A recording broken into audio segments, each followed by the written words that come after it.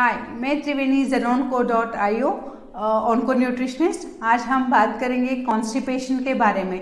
अक्सर हम cancer patients में देखते हैं कि ये साइड इफ़ेक्ट्स होता है कॉन्स्टिपेशन का। जब वो पेशेंट्स कीमोथेरेपी या रेडियोथेरेपी ट्रीटमेंट जब लेते हैं तो कॉन्स्टिपेशन एक मेजर साइड इफ़ेक्ट्स होता है कई पेशेंट्स में। सब पेशेंट्स में नहीं होता है, कई पेशेंट्स में ये ज़्यादा दिखता है। तो एक्चुअली कॉन्स्टिपेशन क्या होता है पहले मैं ये बताऊंगी।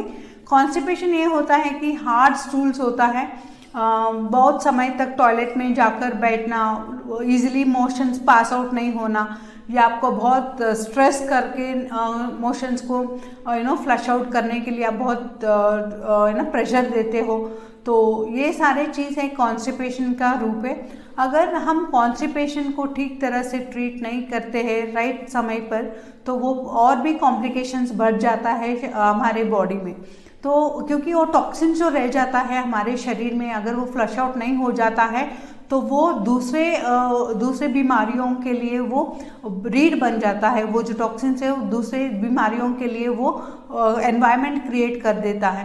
तो इसलिए हमें बहुत ज़रूरी होता है कि कॉन्स्टिपेशन को क्लियर करना और हमारे बाउल्स को भी इजीली फ्लश आउट। जितना हम प्रेशर डालते हैं उतना हमारा मसल्स वगैरह स्ट्रेन हो जाता है। तो इसलिए हमें ये ध्यान रखना चाहिए, उससे बॉडी का स्ट्रेस भी बढ़ जाता है। तो इसलिए हमें कॉन्स्टिपेशन के लिए अभी हम उसके लिए क्या क्या फ्रूट्स खाना चाहिए, लाइफस्टाइल क्या चेंजेस करना चाहिए, अब मैं बताऊंगी इन डिटेल में।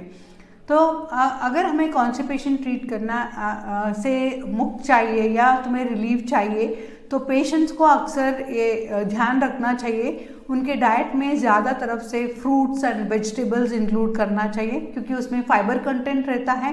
वो फाइबर क्या होता है, जब हम लोग फाइबर कंटेंट ज़्यादा हमारे खाने पीने में हम लोग इंक्लूड करते हैं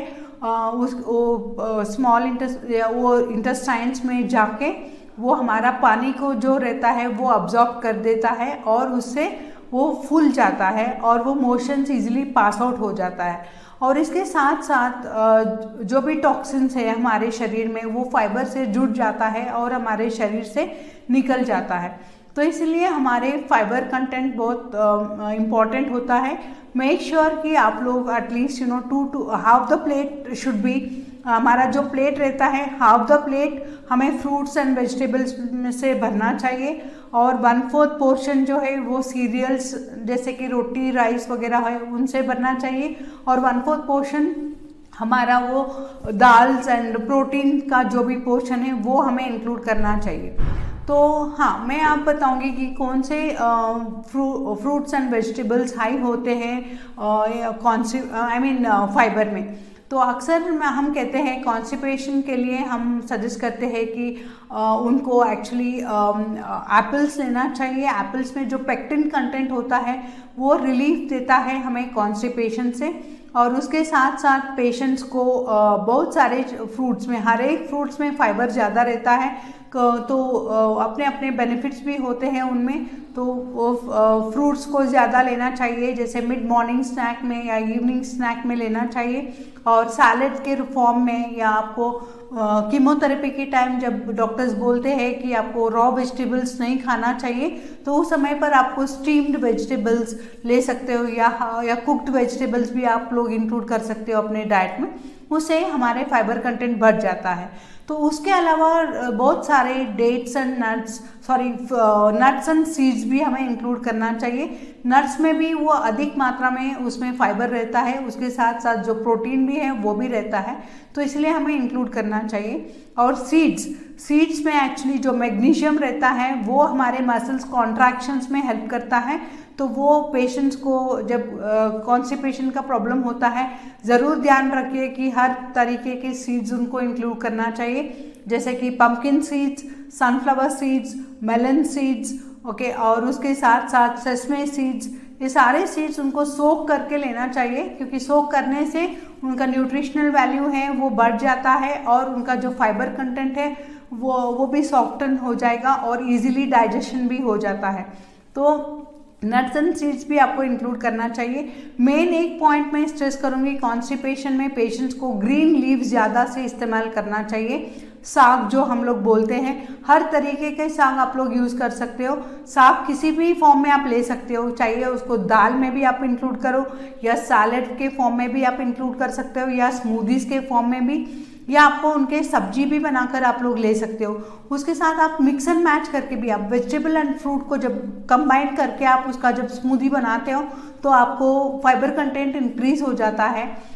तो आप इसको इंक्लूड कर, ज़्यादा तरफ से आपको इंक्लूड करना चाहिए।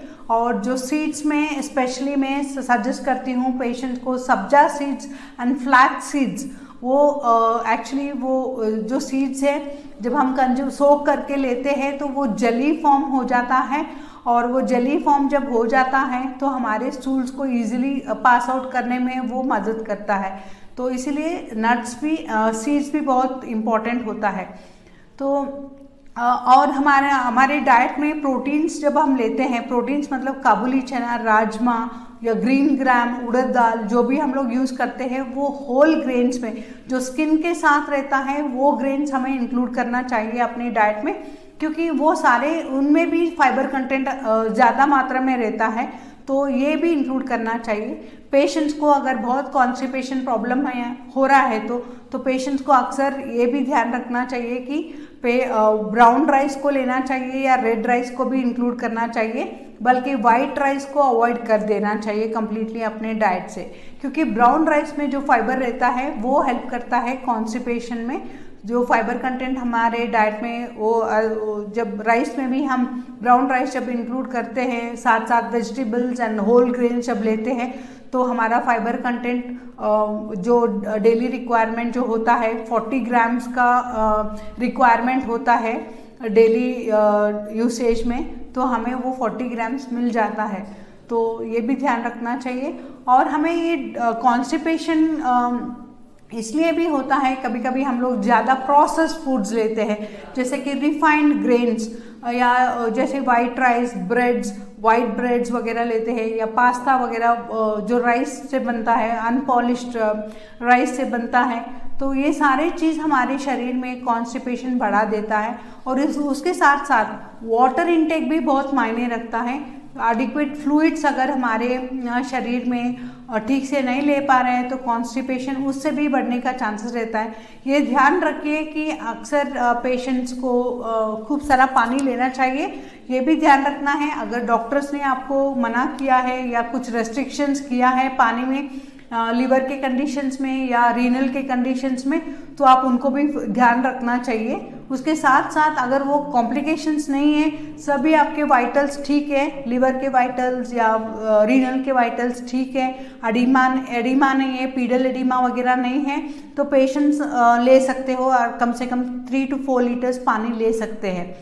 ठीक है, ये ध्यान रखना चाहिए। अगर रेस्ट्रिक्शन है तो प्लीज़ आप डॉक्टर से कंसल्ट करके उसके लिए कुछ दवाई वगैरह आप मंगवा सकते हो। ठीक है, ये हो गया कॉन्स्टिपेशन के foods to include and not to include. तो अब मैं बात करूंगी लाइफस्टाइल चेंजेस के लिए। लाइफस्टाइल चेंजेस में आप लोगों को पहले ये ध्यान रखना चाहिए, मोशंस को एक ही टाइम, आपको सुबह 7 बजे आप जाने की कोशिश करते हैं तो डेली एक ही टाइम फॉलो करना चाहिए, क्योंकि हमारे शरीर में एक बायोलॉजिकल क्लॉक सेट हो जाता है और सेल्स को या सिग्नल मिल जाता है कि टाइम हो चुका है कि हमारे शरीर में अभी स्टूल्स पास करने में। तो ये भी आपको फॉलो करना चाहिए। अगर आप लोग वेस्टर्न टॉयलेट वगैरह यूज़ कर रहे हो तो आपके पैर के नीचे आपको एक स्टूल डालना चाहिए, वो एंगल 40 डिग्री या कुछ एंगल को क्रिएट करना चाहिए, जिससे हमारा स्टूल्स इजीली पास आउट हो सकता है। तो और हाँ, थोड़ा एक्सरसाइजेस भी बहुत इम्पॉर्टेंट होता है, क्योंकि हम आजकल के लाइफस्टाइल से हम लोग ज़्यादा चलना फिरना बहुत कम हो सकता है, या हमारा स्टेप काउंट कम हो सकता है, तो उसके लिए भी हमें थोड़ा बहुत एक्सरसाइजेस भी करना बहुत इम्पॉर्टेंट होता है। तो एक्सरसाइज भी हमारे पेरिस्टैल्टिक, जो इंटेस्टाइन का पेरिस्टैल्टिक मूवमेंट है वो बढ़ा देता है। जब मूवमेंट ठीक से होता है तो डाइजेशन ठीक से हो जाएगा और ये कॉन्स्टिपेशन से हमें राहत मिल जाएगा। थैंक यू, आज की बात इतनी ही थी। Thank you.